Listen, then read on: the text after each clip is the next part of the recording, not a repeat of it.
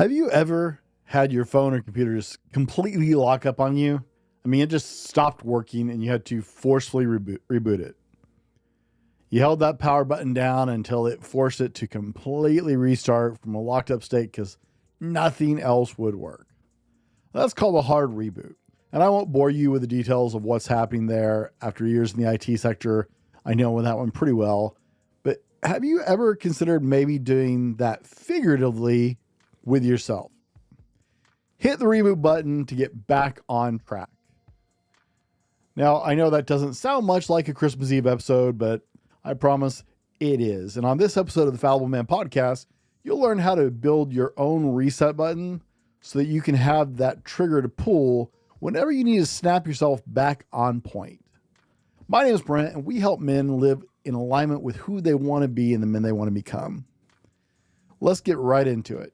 Now, obviously, this is not as easy as just going to bed and getting up the next day, right? Otherwise, we'd all reboot every day, and you kind of get a restart, but you don't necessarily get a system reboot. Now, if you've never actually dealt with a hard reboot, like it is a force reboot. The only step beyond that is to completely flatten the system and install a new system. This is a hard force reset. You lose anything you haven't been working on kind of thing. Now, waking up every morning is kind of a reset for the day, but it's not a real hard reboot. Now, I've been doing this for years. This is a practice I have, and it helps me to get a good look, like a hard look at my year and my goals in the previous year and what I achieved and what I didn't achieve and where I fell off track in a completely objective manner. I completely call myself out and practice some tough love with myself to get me back right on track for the coming year to where I want to go. Now, Christmas to me is my primary hard reset time because it's a gift I give myself every year.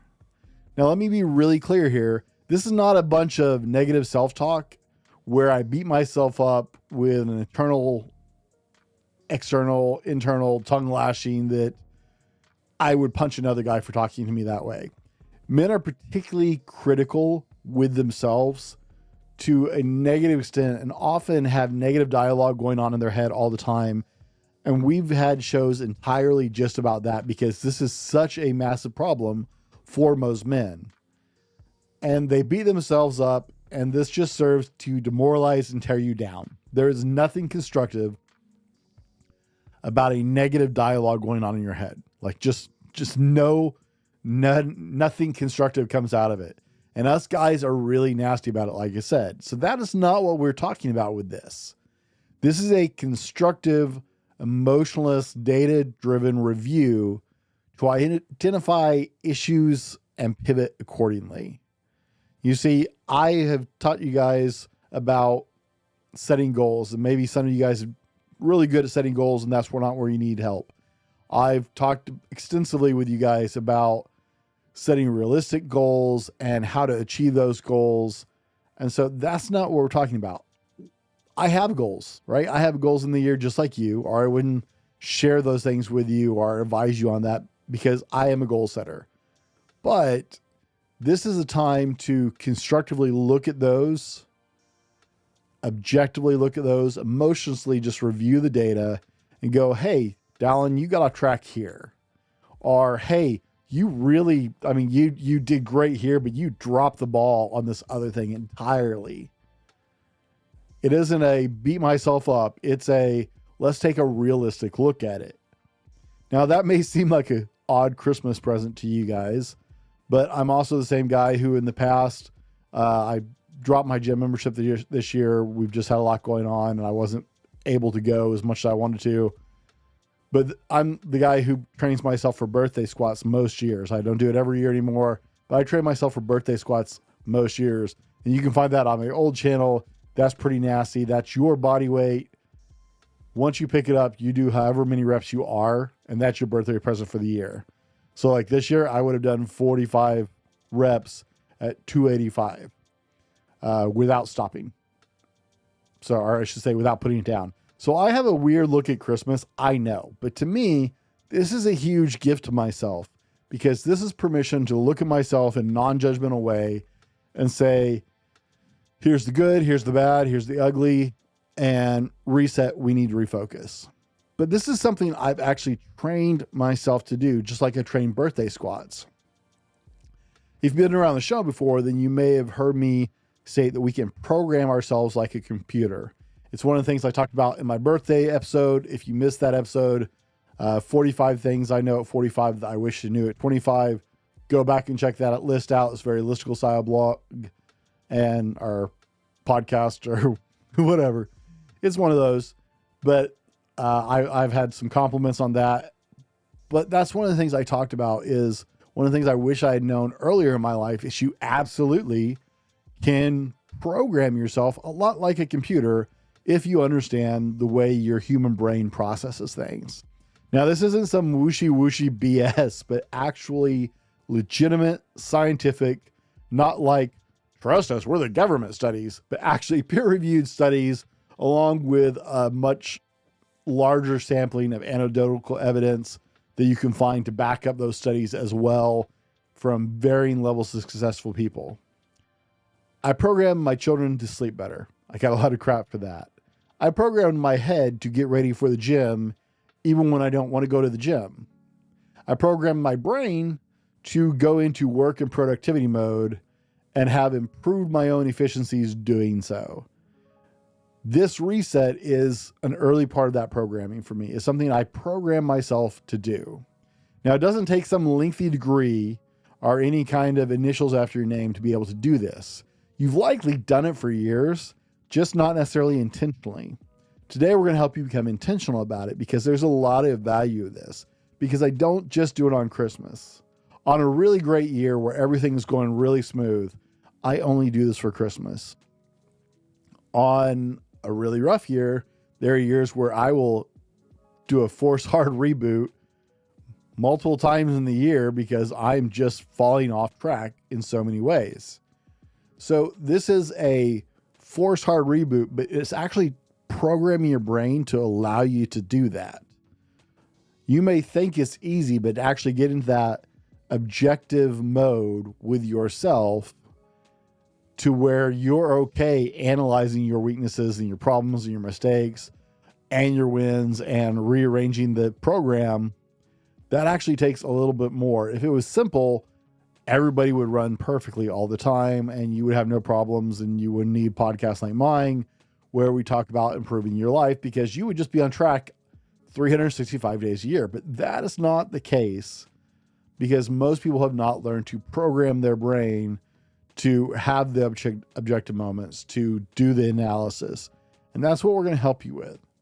When you're programming the human brain, it requires a catalyst for you to associate with the desired action. For me, my yearly catalyst for my hard reset is reading the blog post on T Nation called Merry Christmas Bob, written by Chris Sugar. Chris is the chief content officer and one of the top guys over at T Nation. And I absolutely love reading this post. Apparently it was originally released back in 2000. I don't think I've been reading it that long, but I have been reading this every year since 2007. I actually have a printed copy of it that I keep close to my desk, besides having it bookmarked on my web browser. But I've been reading this every year since 2007. Now, here's the thing, right? While the post is primarily about health and mindset, for whatever reason, it actually started sparking a deeper introspective moment with myself when I read it. Something about it really spoke to me and helped put me into that right frame of mind to really objectively process my life. It became less of an article and more of a story I wanted to be able to tell about myself and see myself in. It was a conversation I wanted to be able to have with other people when people asked about how I was doing. Now, I can spark this deep introspective thought process where I objectively take a full look at where I am, how I'm doing, where I'm going, make adjustments anytime I read it, because it has become that momentary trigger. And like I said, on a good year, I might read it once. on a rough year, I've read it, 4 times, 5 times in the year, because at any given moment, I can jump to that article and my brain goes into this mode of a hard reboot where I just go, look at the programming, look at what you're doing, right? This is the trigger point. Now, it took me a while to realize what I had actually done with this and how it worked. But once I did, I started replicating it to program results for myself in other places. Now, I'm far from perfect. I don't have everything figured out. And I do have a lot to work on still. But I do have getting back on point figured out really effectively. And if you can do that at will, if you can teach yourself to really snap back onto point, then it clears a lot of resistances and issues along the journey. So today, let me share with you how you do this in your life, because that's why you're here. This is my gift for you for this Christmas. First, you have to understand how to program a human, which is really not hard to do. And if you think it sounds odd, the media has been doing it to you for years. You are programmed every day. That's really what effective marketing is programming you to have a specific desired reaction when presented with a specific stimuli. So this is like, this is a $1 billion industry. You just haven't put it to work for you necessarily. So this is how simple it is. Number one, you have to decide specifically what it is you want to do. What is the reaction? What is the action that you want yourself to take when you start to program yourself? Do you want to make yourself tired so you go to sleep easier, like I program my kids to do, which I highly recommend to any parents with young children? Do you want to trigger an introspective moment like I do with this article?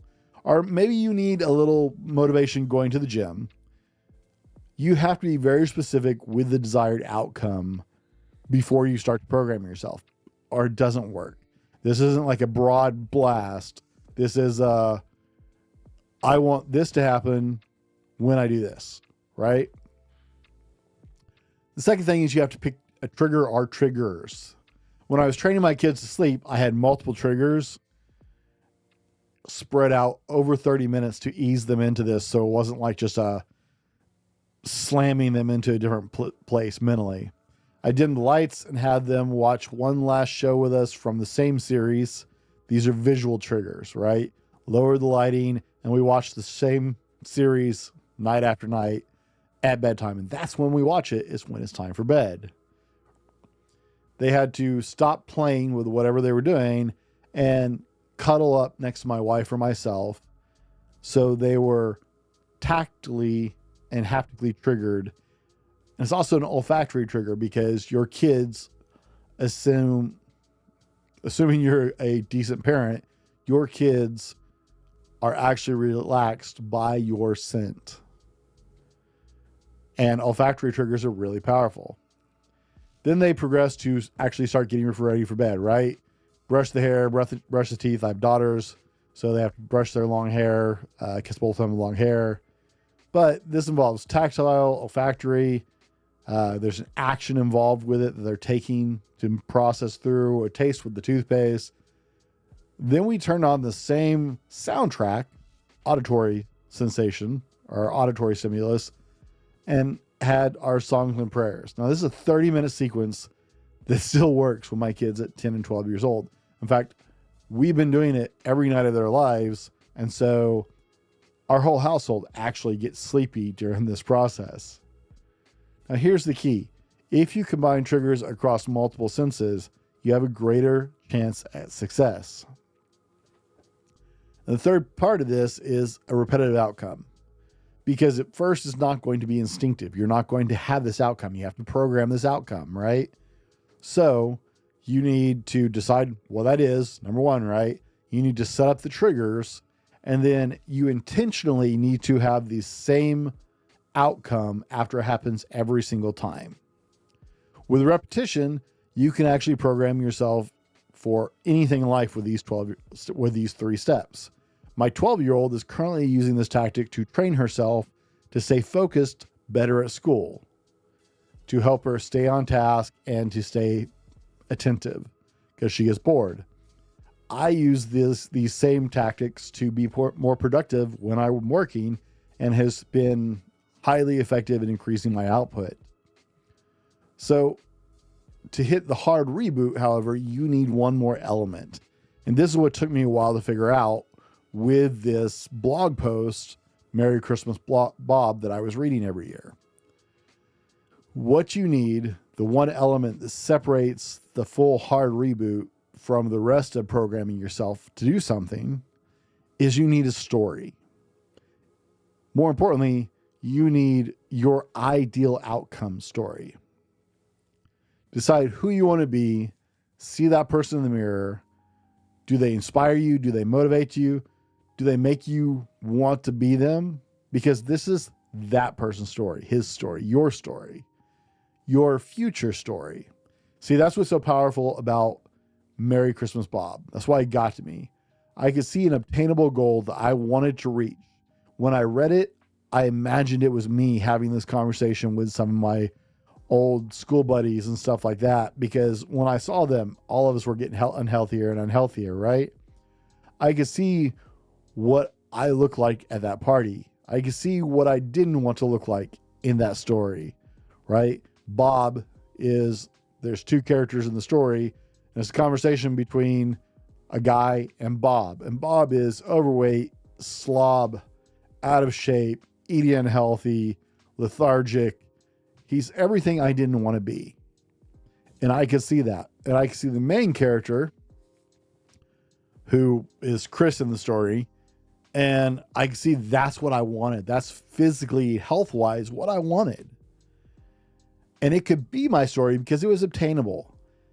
And I can't tell you how many Christmases I've been in the gym. Many Christmases you have found me in the gym, largely due to that story. I love the feeling of being that way. I love the feeling I get when other people kind of look me over because I stand out. It's not just the beard and the goatee or the beard and the mohawk. I'm a fairly large man.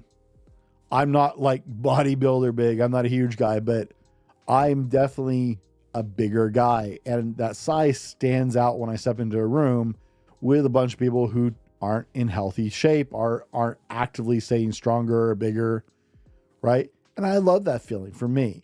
That's just me. That's something I like. You don't have to like that, and that's fine. But that is what really dialed me in and made this story work for a hard reboot for me, is I identified with who I wanted to be and could see clearly who I didn't want to be, and could envision this happening with me, like this actually being a legit party, like me actually being in that situation. So for you to have this hard reboot, that's what you need to do. You need the 3 steps of basic programming human.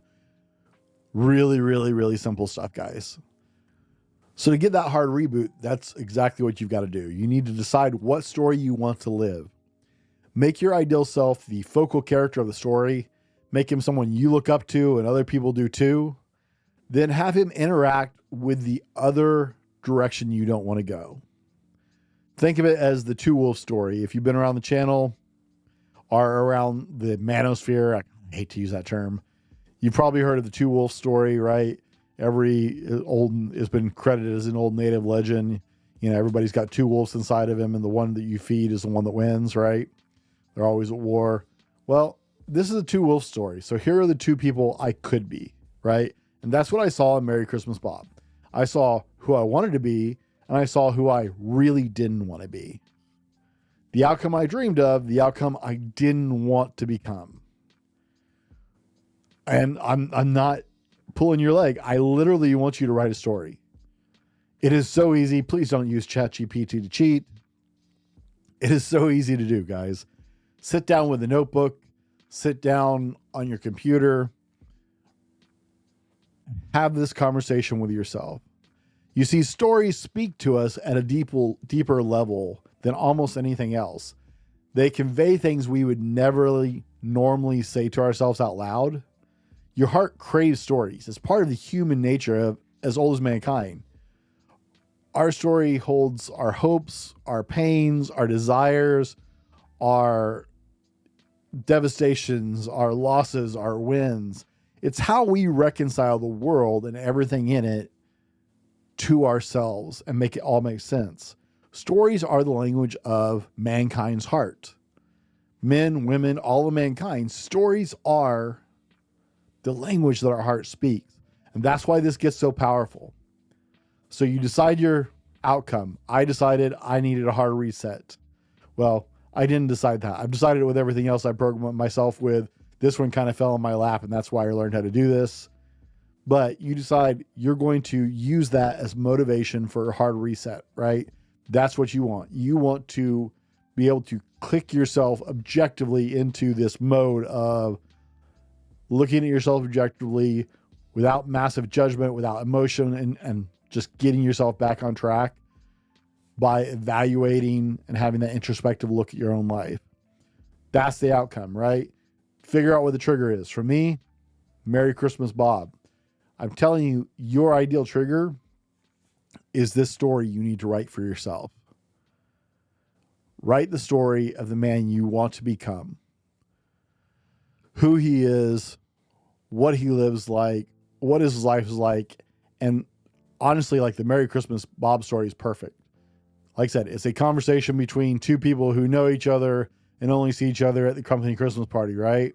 Or at a company overlapped Christmas party. And Chris is telling Bob exactly. Bob is like, well, what do you do? Well, I do this. Well, what does that mean? Oh, yeah, I always wanted to work out. And Chris just unloads. Like, this is who I am. This is what I do. And it's because of guys like you, right? Have that conversation with the person you want to be, being the central character of that story, talking to the person you're trying to make sure you never become. All of us have that in our hearts. All of us have the ideal person we desire to be, that we imagine ourselves to be, that we secretly fantasize about becoming, that we're afraid we'll never get there. And all of us have the guy we're trying not to become. For some people, that's their parent, because their parent was a horrible parent. For some people, that's a friend's dad, or it's somebody else in their life, an uncle, somebody you happen to know, right? Who you just looked at them and went, God, I never want to do that. Put that story together. Be this person explaining to this person why you're this way instead of this way. That is the key.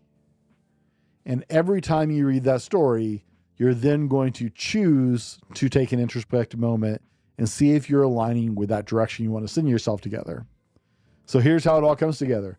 Take your story, connect it with a yearly, bi-yearly, quarterly, monthly, put it on your calendar, whatever date. I actually recommend starting with it being a monthly thing you do. Schedule yourself some time every month, because practice is how you make this happen. It takes repetition. I've been reading this story since 2007. So practice is how it does it. So I recommend doing this once a month for the first year, and then once every other month for the second year, to the point where by the third year, anytime you read that, this is what's going to happen. This is not a quick fix. So put it on your calendar. Drink something pleasant when you read the story. You could also have a candle if the drink of choice isn't smelly, right? I've got coffee. It's my drink of choice. So have your drink of choice, right? Then you get that taste and smell, right? Have it on paper or notebook or on a computer or a tablet where there's a physical interaction to connect with the story. Have a soundtrack. Experience has taught me, make sure it's not something you want to listen to the rest of the time, because that really screws it up. Read the story with your desired outcome and your undesired outcome, and have them interact, and have your desired outcome tell your undesired outcome why they're there and why that's so much better. And then think about where you need to adjust from there. If you make this a habit once a month for a year, then decreases once every other month, you will create the neural pathways that will trigger this automatic introspection anytime that you read that story. That's what you're really doing, is you're building neural pathways that trigger, I do this, therefore this is what happens next, right? This is human programming at a very basic level. I've been doing this with mine for years. Some years I read it once, some years I read it 3 or 4 times, but every time I do, I see immediate recalibration that gets me back on path. It's not even a functional choice anymore. It is programmed in my brain. I read this, I read it yesterday, getting ready for this episode. And I read it yesterday, and like, it actually knocked out the rest of my work. For the next 3 hours, all I did was just deep dive into my year and the ups and downs and what I need to fix and what I need to change. And like, it's not even reading it is an intentional choice, but I don't even have a choice now. My brain just automatically starts to go into introspective mode and analyze my goals in my life and everything else whenever I read it. I actually lost 3 hours of work last night because I was prepping for this. I see an immediate recalibration and I see immediate improvements every single time because I programmed myself to have this occurrence. Reaching goals consistently isn't a short game. You have to train yourself if you want to win more than you fall short. It's one of the reasons that the book Atomic Habits was so powerful and is still a top 10 bestseller or whatever, is because the author put it down into a place where people understood, right? Micro habits is how you build big habits. Big habits consistently is how you win. It's human programming. It's computer programming on humans. That's what micro habits are into major habits. That is why it was so effective, is it teaches you how to start to build bigger habits through starting with smaller habits. This is the mental hack that goes with it. This is not something I learned reading Atomic Habits. This is something I learned through my own experience. And then I saw it in Atomic Habits explained differently, but very similar, same idea. I know this doesn't seem like a Christmas episode to some of you, and that's fine. But this is a Christmas present for you from me. This is one of my most well-guarded secrets. This is my ace in the hole. This is how I bounce back from failure after failure after failure after falling short. I don't have all the answers. I've never pretended to have all the answers. That's why it's called The Fallible Man. But I'm really, really, really good at getting up when I'm down. My old wrestling coach, Mr. Hample, would have been very proud. This was part of his wrestling coaching, is we practice this all the time. We'd spend 20 to 30 minutes every practice getting knocked down and having to escape and get back up. Getting knocked down over and over again from both the up position and the down position in wrestling. Our partners would knock us down 10 minutes solid over and over and over, and we had to get out and escape and start over again. 10 minutes on each side. It was insane. We had a near perfect season almost every year. We rarely ever lost a single match. We had a lot of wrestlers go on to Division I schools, and everything had to do with this resilience because our coach taught us how to get up no matter how hard and how often we got knocked down. I actually attribute a lot of my success in life to that wrestling coach back when I was 12 years old, because this was a valuable lesson I learned then, is how to get back up. This is part of my story. Merry Christmas, Bob is a big part of my story. It is part of how I get back up every time. This isn't a quick solution I'm giving you guys. I'm sure you can go buy a quick solution on TikTok and get an AI assistant that's going to do the work for you. But if you're smart enough to know that 6-minute abs is complete bullshit, then this is actually for you guys. This is a power secret. learning to stop, trigger a reset, look objectively at will, right? Decide I want to set reset because I see something is wrong. Forcing yourself in that reset so you can recalculate and pivot and recover and get back up. That's a superpower. I hope you take this gift to heart. It will absolutely change your life. Merry Christmas from our family here at The Fallible Man to you and yours. I pray you have a safe and wonderful Christmas and can be with the people you care about. If not, it's probably not much consolation, but know that you guys are always close to my mind.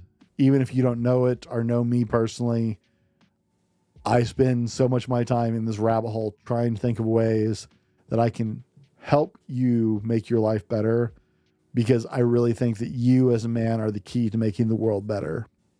So you're on my mind, whether you get to be where you want to be or not. Like I said, it may be hollow consolation. I cannot believe it is Christmas Eve and that tomorrow is the big day. So enjoy your holiday. Be better tomorrow because of what you do today.